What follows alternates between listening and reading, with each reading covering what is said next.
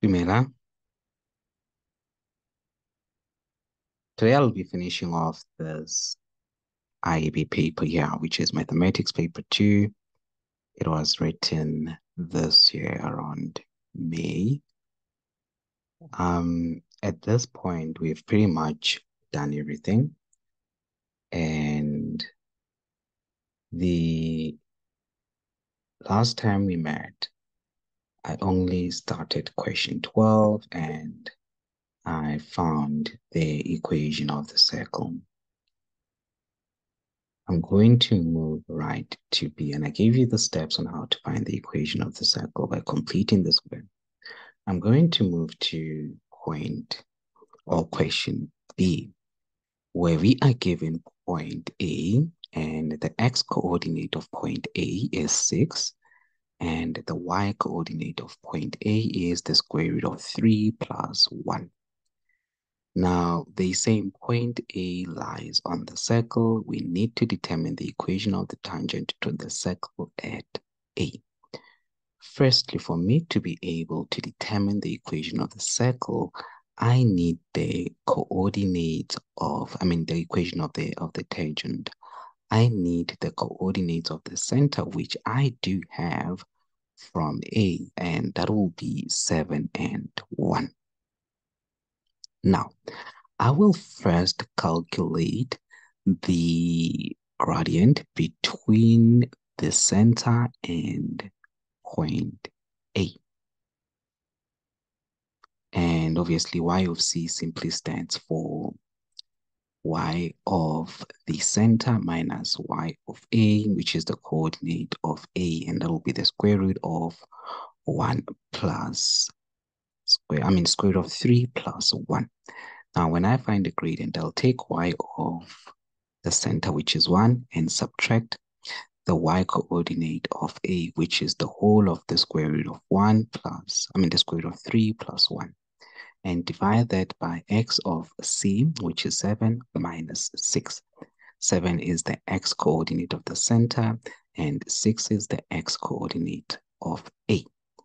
Now, in the numerator, when I break that bracket and multiply out by negative, I'll end up having 1 minus the square root of 3 minus 1. But 1 minus 1 will give you 0. So 1 minus 1 will give you 0. I will be left with negative square root of 3, which is divided by 1. And the gradient of CA, which is the gradient between the center and point A, it'll be the negative square root of 3. Now I need the gradient of the tangent.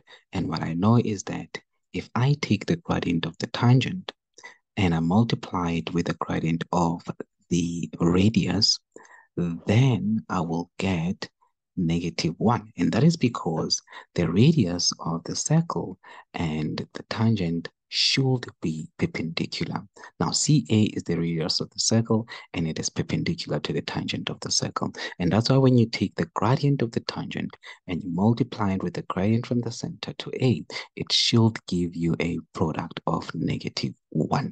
But we do have the gradient of the radius, which is CA, and that was the negative square root of 3.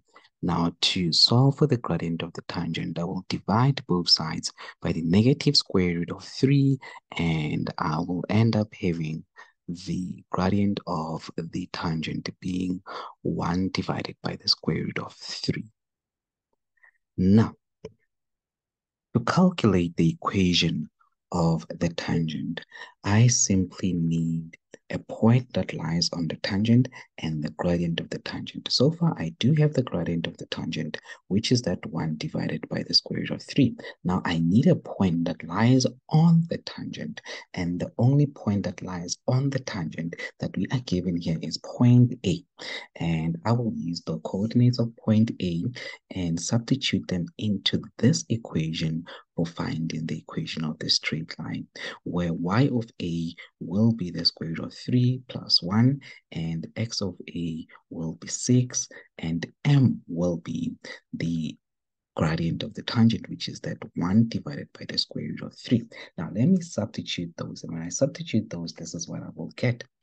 On the left-hand side, I will have minus the square root of 3 minus 1.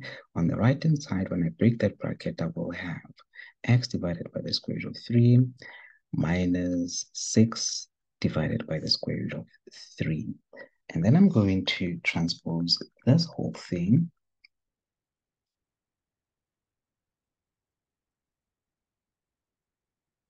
I'm going to transpose the square root of 3 and negative 1 and take them to the other side. They'll just be positive.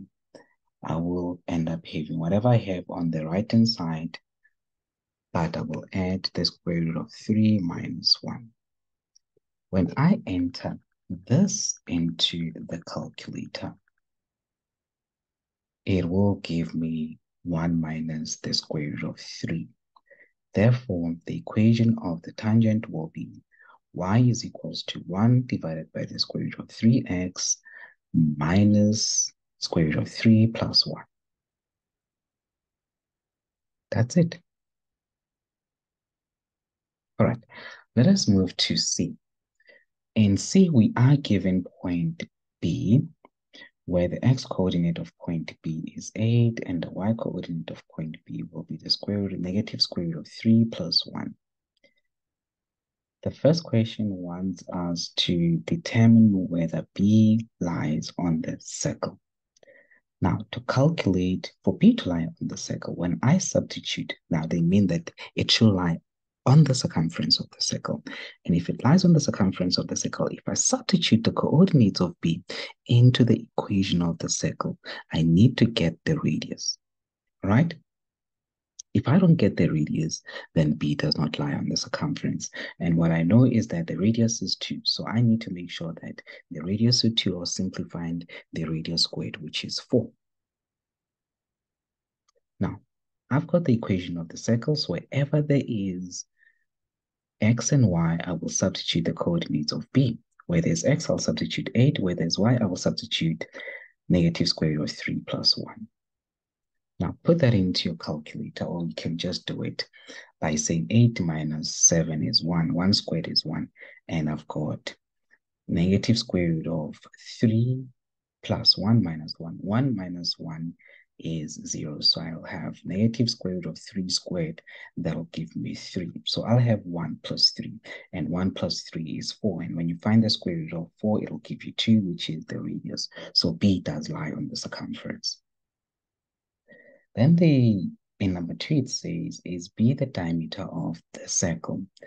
When I thought of the diameter, I thought of the fact that obviously I can't take the 2 radiuses, add them together. Because if I add 2 radiuses of the same circle, whether they're on the same straight line or not, they will simply give me what I remember.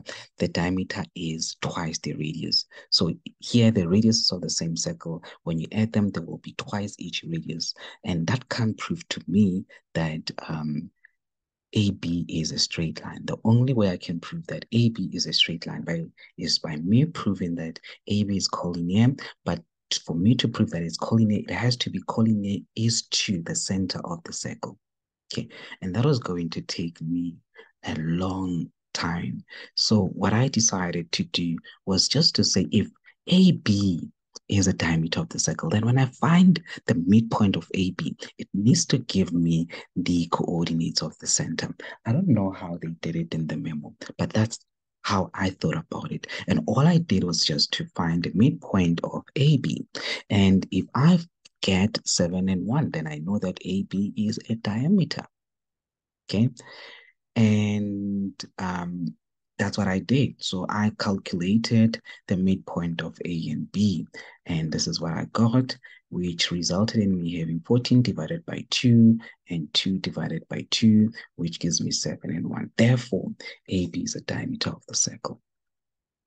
And to substantiate this, when you add the distance between A and the center and B and in the center, it'll give you twice the radius, which is 4 in this case.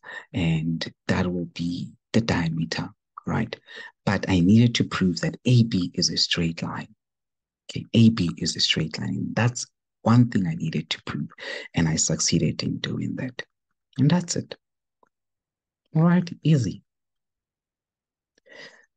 Try out question 13. This is question 13. And answer these questions here.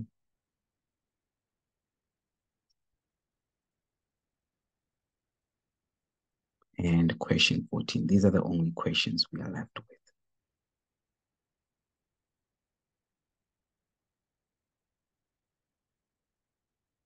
Thank you for watching, guys. Thank you so much for watching. Please don't forget to subscribe, click the notification button, and let your friends know about this awesome channel that will help them with math and accounting. Kgotso.